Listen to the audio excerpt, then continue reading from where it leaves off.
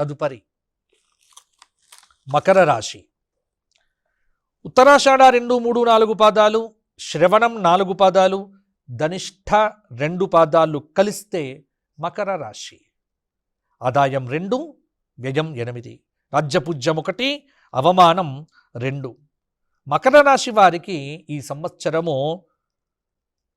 June 2 నుంచి సప్తమ స్థానంలోకి గురువు మారితే శుభం. ఆ తరువాత 6వ స్థానంలో జూన్ 1 వరకు గురువు కొంత ప్రతికూలతను ఇస్తాడు.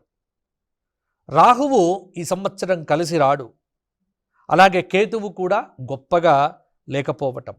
కాబట్టి మకర రాశి వారు ఈ సంవత్సరం అంతా శని తృతీయంలో సంచరించడం వల్ల ఒక అద్భుతమైనటువంటి మలుపులు తిరుగుతుంది జీవితము. ప్రయాణాలు అధికమవుతాయి.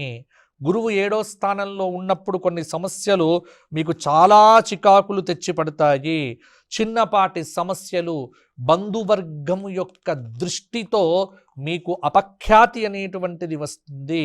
ఆ తర్వాత జూన్, జూలై, ఆగస్టుల్లో ఆర్థిక పరంగా శుభయోగాలు ఉన్నప్పటికీ కూడా ఇంటి నిర్మాణం మీద ఉన్నటువంటి ఖర్చు తగ్గించుకునే దిశగా ఆలోచనలు చెయ్యండి, లేకపోతే ఇబ్బందులు ఎదుర్కోవలసి వస్తుంది.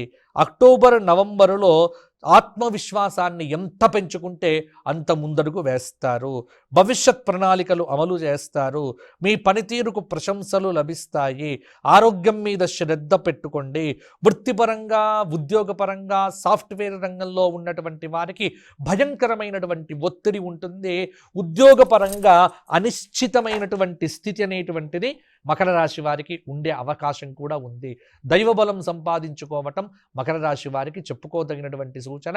అయితే ఒకటి గుర్తుపెట్టుకోండి, ఇక నుంచి మకర రాశి వారికి వృద్ధి కలుగుతుంది తప్ప మరల వెనక్కుపోరు. ఎందుకంటే గత కొన్ని సంవత్సరాలుగా బాగాలేని మకర రాశి వారికి ఈ సంవత్సరము టర్నింగ్ పాయింట్ అని కూడా చెప్పవచ్చు.